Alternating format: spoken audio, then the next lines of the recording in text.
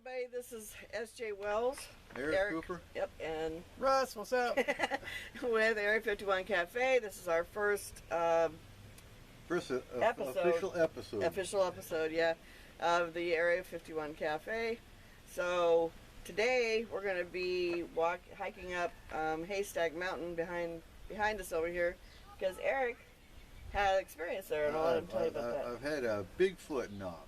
I was up last fall deer hunting, and I know the difference between a woodpecker, and I know bears don't knock on trees, they push on them, they scratch on them. We'll get into that as we're walking. Yeah. But we heard knock, like a log hitting a tree or a little rock hitting a tree, like someone actually had a rock and was going, you know, knock, knock. If you know anything about Bigfoot research, you know Bigfoot's the one that's known for knocking on trees. And it was about 20 or 30 feet in front of us, pretty open area, and couldn't see nothing. That's why I honestly believe, and a lot of Bigfoot groups don't believe in the interdimensional theory. I believe Bigfoot's interdimensional because, one, you will very rarely find him on camera that's an actual footage, because he'll blank out. You'll have nothing but a white screen, or the batteries will go dead. You won't find bodies, you won't find bones, and I really don't care what the ones that sit there and say you don't find bear bodies. Yeah, you do. You find bear bodies, you find deer bodies, you find other animal bodies out there, but you won't find a Bigfoot. Right. You might find hair once in a while. Yeah. Yeah. And they've got DNA samples and whatnot, but. Well, that sounds real cool. So what you guys need to do is grab your coffee, smoke them if you got them, and let's go. Let's roll. Stop. Maddie, dinner. We promised you a dinner. No, you said lunch. You can go right ahead, but I'm good, Papa. What? I said you can go right ahead, but I'm good.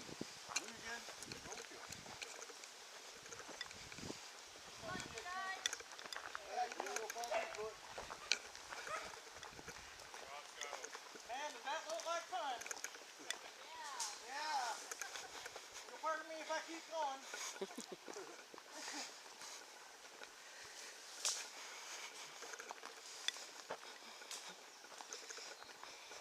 All this up in here.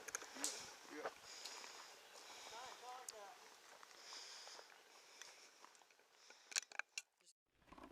Now, well, we're walking up the hill here. Now, a little history about this road. This is Little Haystack, or this is a Haystack Road. This is Little Haystack Mountain. There's a Haystack Mountain in the North Cascades, or the North Cross Pass. Back in, I guess, the 1900s or prior, before there was the main highway, this road got you to Darrington, and it actually went across to the river, and there was a ferry that took you to Concrete. Oh, wow. So up this road, there's a whole bunch of branch offs.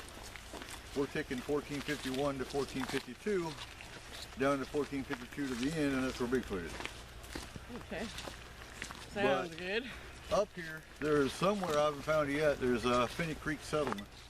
Oh. And it's still got a little log cabins and whatnot that I'd like to go find. Really? Now, we are entering into, like, you know, wilderness here. You got any reports of cougars or anything like that up around here? Oh yeah, there's cougars, there's bears. Lions and There's terriers and coyotes. bears, oh my. Real quick, Bigfoot in the Pacific Northwest is known to be docile, friendly. I won't say friendly, they stay hidden, they don't come after you. Now, their cousin, what do they call them, the swamp Swamp ape? is known to be aggressive and will attack. Then you got the Bigfoot in Canada, British Columbia, there's been stories about kidnapped women. Huh. And you don't have that here, not that I've heard. That's crazy. Nice and quiet in here, so if anything did happen, we'd hear it. Yep. Maddie walking up a hill. So, having fun yet? No. No? What are you gonna do if we find Bigfoot? You don't know? Think you might pee yourself? I think I might. could happen. I'm old. The plumbing, you know, it's old now. Here they come, stragglers. Oh, Maddie filming me, walking backwards, filming her walking forward. Okay. Cool entertainment. Stragglers. Oh, Maddie filming me, walking backwards, filming her walking forward. Okay. Cool entertainment. We made it to kind of the top of the hill, but I pooped out. That's a long climb. Guys. Yeah, it's beautiful up here though. It is. It's an awesome mountain. Now, a little bit about concrete. Since y'all, some of you probably heard about Paracon, but concrete's got UFOs, Bigfoot, hauntings are everywhere. Yes. But it's got everything paranormal related. It's even got conspiracies up here. Now, okay, what kind of conspiracy are we talking about? Supposedly we're talking a military base at the top of Darrington Hill. I've heard that. And I mean, even last night, and it's weird because you talk about chemtrails. We were sitting outside at that table and we had no birds in sight, and there was just nothing but clouds, and we had like a yellowish goop that you would think was birds, Like but there's pollen no or birds. something? That's falling out of the sky. Yeah. Now, I don't have a lab to test it. I couldn't tell you, but I've heard other people talking. They'll be driving in Seattle or in major cities and have a goop that's actually been tested from chemtrails, and it comes out as streptococcus. It comes out as biolab type stuff. Right. So, Well, you know, we were talking about concrete. Russ and I investigated most of the downtown area of concrete, and I can tell you it is very haunted. Yeah. I mean, they talk about it being sitting on top of a deposit of lime and quartz, I think it is. Yeah. But anyway, different kind of minerals that make that, as most of us understand, it boosts the energy, which boosts the possibility of hauntings. Like a natural amplifier. Right. And a Memorex system at the same time. Right. It's able to hold memories, and that's where we get a lot of the residual stuff, you know, like playbacks. yeah, 'cause we were talking about that the other day, is why is there so much paranormal activity in general in concrete, and that would be one explanation why. Right. The other aspect you want to look at is the ley lines that cross the planet. Intersecting ley lines are known to also be triggers for UFO activity, triggers for hauntings, things of that nature.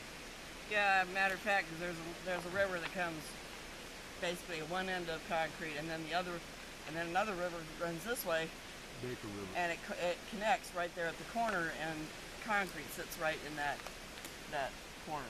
Yeah, I'm just sitting here wondering if them cameras can even hear us. I would think so. Okay, Can you hear us? peace. Hello. Click like if you can hear us. Yeah. And share. Don't forget to share. Well, Okay, now I'm looking at this area here, and Eric, I'm thinking this would be a great place to come out and do some sky watching. We're gonna do a sky watch July 30th. Funny, I should mention that. Yeah, it's funny. Now, it is a fundraiser, so if you want to do the sky watch, it's $20 a person. We'll cut you a deal if you bring your family. But we'll probably do it right down in the field, completely clear sky. If you have a telescope, bring it. bring your chairs, Bring your chairs. blankets. We'll have hibachi so we can do some hot dogs and marshmallows and that kind of stuff. It'll just be a fun night out from about what we say, about 9 p.m. to about 1 in the morning. Well, actually, we said 6 p.m. to about 1 There in you the go. morning. Come at 6. Come at 6. We'll give you directions. Send us a message because I don't put my address or the directions up here online. Yeah. Understandable. Please stand by as we talk about our friends.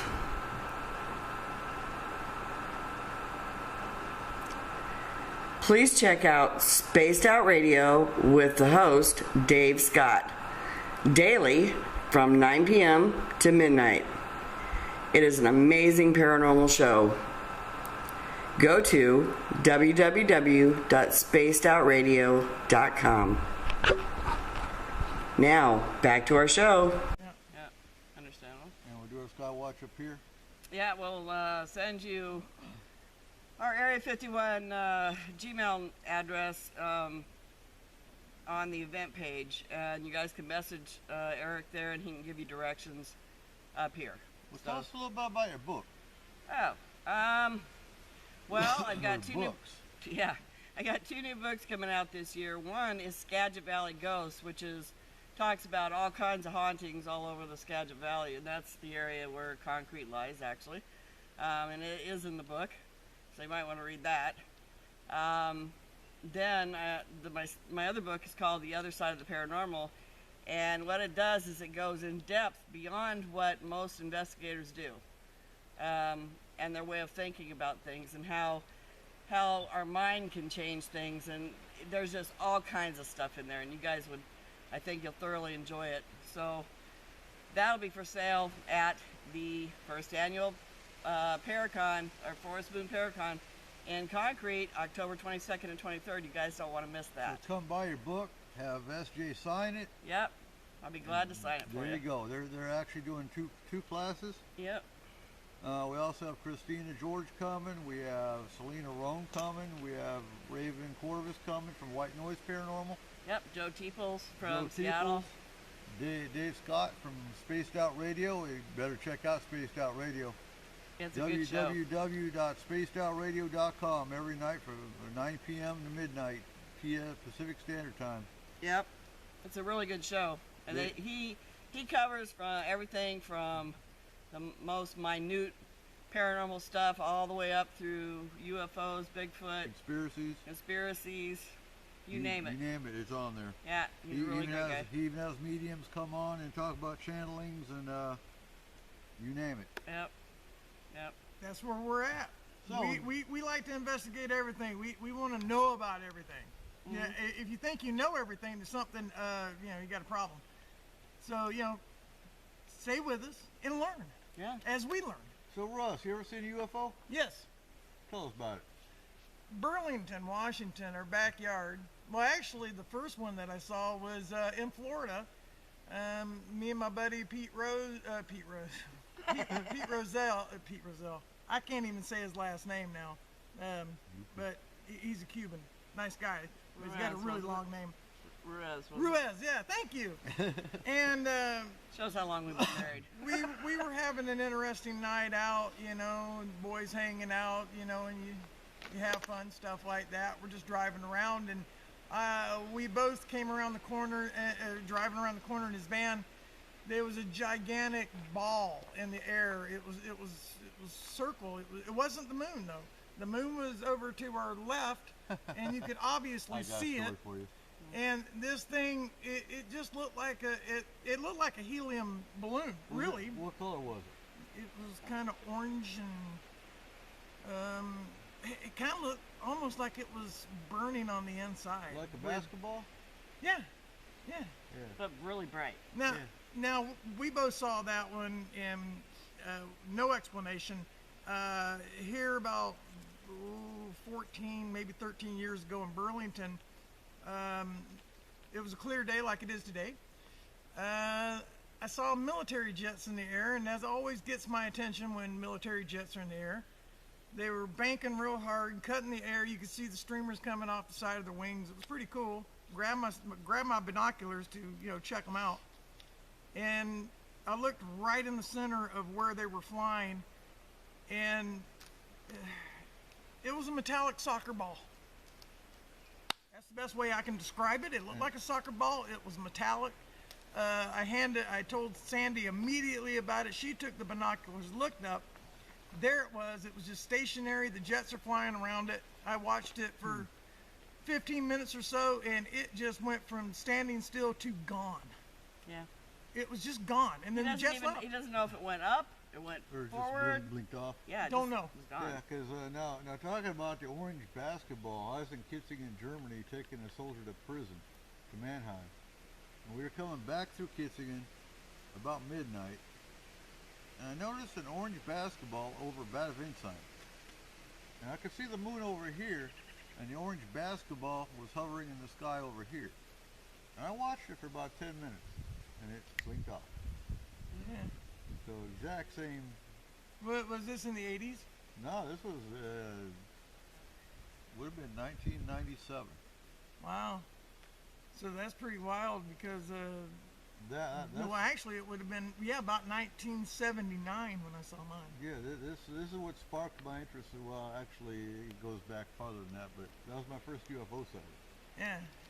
And then my second was about a year later, and I went out to the patio because something just told me to go on the patio. And I took a flashlight and I saw a star that kind of twinkled at me, and I shone this flashlight at it, and it shot down from star level to about the level of an airline, an airplane, and it hovered there. And we looked at each other for about 10 minutes, and it shot back up right where it was and started sparkling again. Wow. That's pretty trippy. wild. That was my second sighting. Third sighting was in Iraq. It was an experimental craft. It could have been, but I ran a pagan group in Telfar, and it was going over Syria. And in my pagan group, I had aircraft mechanics that could verify that it wasn't one of ours. And it moved too slow to be one of ours. Wasn't a drone. Drones don't usually hover until the ones today hover, but military drones don't hover.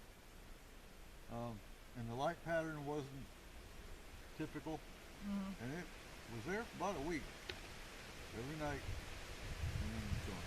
Wow. So those are my 3 UFO sightings. Haven't seen anything up here, but I hear a lot of stories up here. Now, Russ and I saw one. This is trippy. We were coming back from Seattle, I think. Yeah.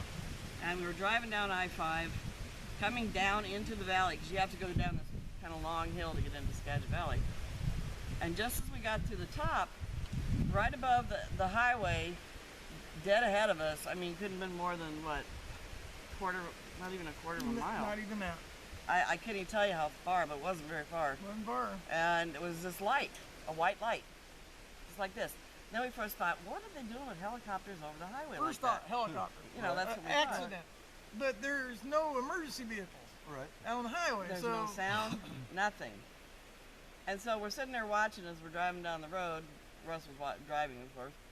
So I was watching it, and all of a sudden it just flitted off to the left over the fields. That was not a helicopter. There was no body. I mean, it was just the light. And so we went and we took the exit at Conway and drove that way and followed it for, I don't know, a good 2 or 3 miles, yeah. flying over the fields. And then all of a sudden it was gone. Yeah, and that's what's typical with UFOs. There's usually no noise. They do, I don't know. Kenneth Arnold was the first one to coin the term flying saucer, and that was back in 1947, just prior to the Roswell incident. So Washington State actually sets the standard with UFOs. We have the Maury Island incident, which they actually have residual material from that craft. Let's see, I'm thinking. Those are the 2 big ones for Washington State, but I mean there's hundreds. If you want to see what goes on weekly around the globe, do a Google search for Filer's Files. George Filer is the one who leads it, and he runs the National UFO Center. And I get emails weekly on everything that goes around the planet. Okay, so what was the URL again so people will know? Just Google George Filer and it'll come up. Oh, okay. 'Cause I'll have the URL completely memorized. You're supposed to know that stuff. But that's the easy way. He'll pop up. He's the first one that pops up when you punch in George Filer. Okay. Hey everyone, just a little commercial break. Don't forget to go and check out Russ and my Fog Paranormal page at www.facebook.com/fogparanormal. And while you're on Facebook, go over and check out Eric's team page at Forest Moon Paranormal. And the URL is www.facebook.com/groups/Forest Moon Paranormal. Back to the show. So, okay, we've talked about my books, and those will be for sale at the Paracon. Plus, prior to that, they should be out, with any luck, by somewhere in August. I was shooting for July, but that didn't work out so good, so now I'm shooting for August. And then don't forget about the Paracon, and definitely don't forget to come back and watch us every week. We'll be posting the new videos on Sundays. You're forgetting. Are you guys going to be hungry? Do you like hot dogs, hamburgers? Oh, yeah. Do you like ghosts? We're going to have a picnic. Paranormal picnic next Saturday. Yep. There you go. July 9th, starting at 4 p.m. at the old Northern State Mental Hospital, Derry. It's abandoned, just like the hospital. We will be having a picnic and investigation. It will be going from 4 in the afternoon until dusk. You don't want to be in there after dusk if you don't have permission to be there, because they will arrest you. So we have to be out of there by dusk.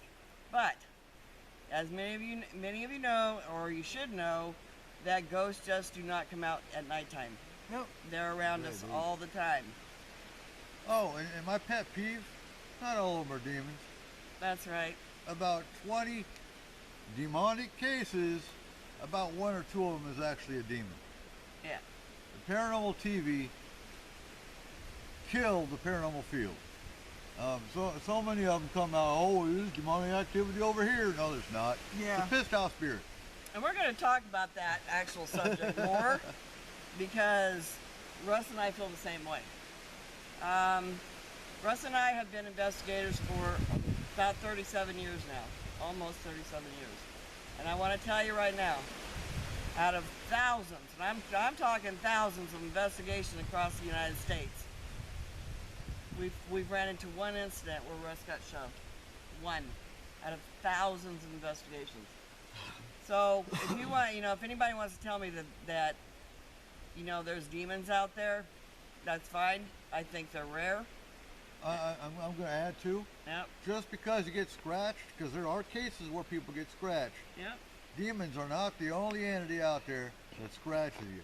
Mm-hmm. Spirits can do the same thing. Yes, And there's many other entity classifications out there besides spirits and demons. that's right. And there is dark spirits. There is poltergeist. There are, tons. And we'll go into those too. And one thing real quick, before it's moving paranormal, we don't go to hotspots. We are a crisis group. That's why we don't have a whole lot of cases, because we wait for people to come to us. Mm-hmm. And you don't know how many times I've had a client call almost in tears because they've had 1 or 2 other groups come in, and they'll come in and say, yep, you got a spirit, I don't know what to tell you, have a nice day. And now what do you do? Yeah. So our focus is on the experiencer, not...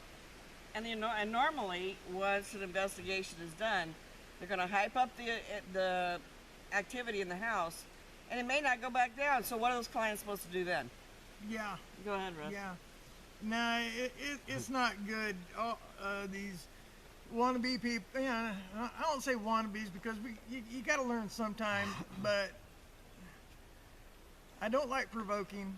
I think it's not a good thing. I mean, unless we have a child involved, or something like that, where it's necessary. Right. But these are confused people.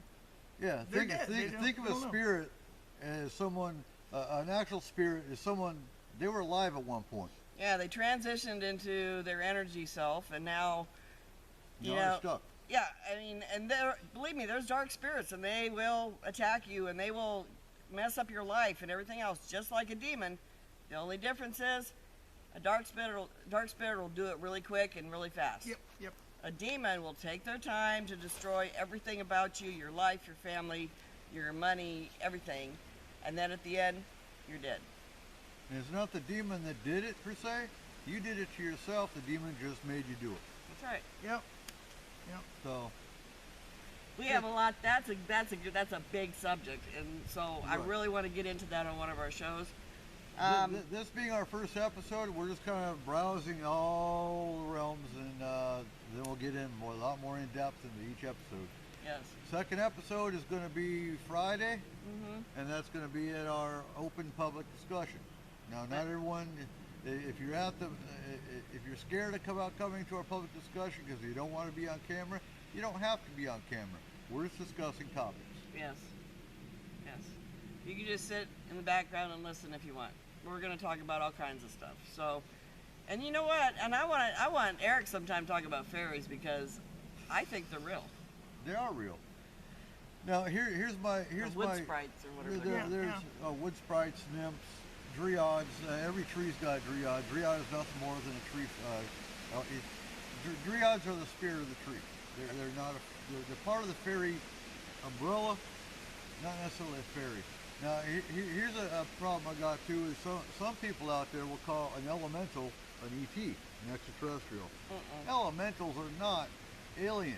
No, they're not. Elementals are part of the fairy realm. They're guardians. They're guardians of the four quarters. That's And what by they the do. way, TV has made them into be all bad. And They're not. I don't think they are. Go on Forest Moon Paranormal, and I actually got pictures of a ceremony that we did for llamas, and I've got a picture where all four elementals showed themselves. It's pretty cool. Yep. And it wasn't a camera glitch, because if I had a camera glitch, I couldn't take a picture of it otherwise. Yeah. Right. It, But it would have been all really four blurry. all four quarters showed themselves streaking up. Wow. Awesome pictures. Let's get dirty. Pictures. Anyway, so yeah, I mean this show is just like Eric says, kind of jumping around a little bit, but we want you guys to know that we're out here and that this is our first episode. The second one will be more organized and kind of Organized? yeah. We don't have to be organized. Oh, and in 2 or We don't 3 need no weeks. stinking badges. No. In 2 or 3 weeks, we got Chronicles of the Unknown. Glenn Ferguson's coming up. Yep. Cool. Coming down. Down, up, Down. Over. He's coming from Canada. Yeah, down, yeah. definitely down. We are affiliated with. Hi guys. Go and check out the Summer Paranormal Picnic and Investigation at the old Northern State Hospital Haunted Dairy Farm next Saturday, July 9th, beginning at 4 p.m. To get directions, put this on MapQuest. 25588 Helmick Road, Cedar Woolley, Washington 98284. You guys are going to have a great time. There'll be great food and a lot of fun investigating the old dairy, so check it out. Now, back to our show. Radio. Spaced Out Radio. And if you have a group and you want to be networked with us, by all means, shoot me a message. Yeah. Now, my attempt at making a small website for Area 51 Cafe will come, but not until after I get my books done. So, we don't have a website right now, but we do have a Facebook page, and it is at www.facebook.com/thearea51cafe. Please come and give us a like. I guarantee you won't be disappointed. This is going to be a great show because all three of us have our own opinions and theories about things. And you may see us get, a little bit, but I doubt it. And because we're between good us, friends. 37 years, I've been into the paranormal for over 20. My field is UFOs and aliens. There's a spirit. We also cover Bigfoot. Yep. So I'm guaranteed, if you got a question, bring it. Yep. If you want, If we don't have the answer, we'll find we'll somebody. find it. We got a network. And if you want my opinion, get ready. You never know what you're going to see on this show, believe me. If you got a topic you want to hear about, bring it up. Yeah. And in the very near future, I'm working on it. I'm not very techy, so this may take me a few days, but I'm working on getting a YouTube live channel, our channel live. But we will also be continue to have video casts because you can't do live things all the time. It's too much. Ugh, If it's a we're in the headache. field, guaranteed it's going to be recorded. If we're at, say, the discussion where we got an internet connection, Yeah, we'll do a live. yeah. And during the Paracon, expect a whole lot of live. Yeah. The one thing that the three of us completely agree on is that we want the truth to start coming back to the paranormal. I'm tired of all this TV hype where people seem to think that it's okay once they watch one show, they know how to ghost hunt. Well, guess what? You're wrong. And I want everybody to understand that there is so much more to the paranormal than you even have a clue about. So you want to learn first off from somebody who's been doing it for a long time, because they will tell you the truth. They will not give you all this hippity hoppity stuff that you see on TV. And I guarantee you, they will tell you, you do not have the right to go out and investigate until you know what you're doing, at least 75%. And I'm gonna piss some people off with this, That's okay. but a Ghostology 101 class does not make you an experienced investigator. No, it doesn't. And paying $20 or $200 or $1,000 for a course, sure, it looks great on paper, but the first spirit you encounter might be your last. Yeah. My only Just saying. problem with that is they certify you as this, they certify you as that. Who the hell certified them? Come on. And there is no expert in the field of the paranormal, any field of the paranormal. You That- can't that- be an expert for something that there's no facts, real facts to yet. Right, and everything we do is free. Any paranormal case we do is free, because if I'm paying for a service, I expect the service to be complete. Yeah. You can go in and remove a spirit, but who's to say another spirit don't come in? That service ain't complete. Right. So who's gonna? Only no. If a group charges you, go find another group. Yeah. Yeah. Um, What? Say something. I'm getting a sore butt from sitting on this log. How's that? Oh, okay.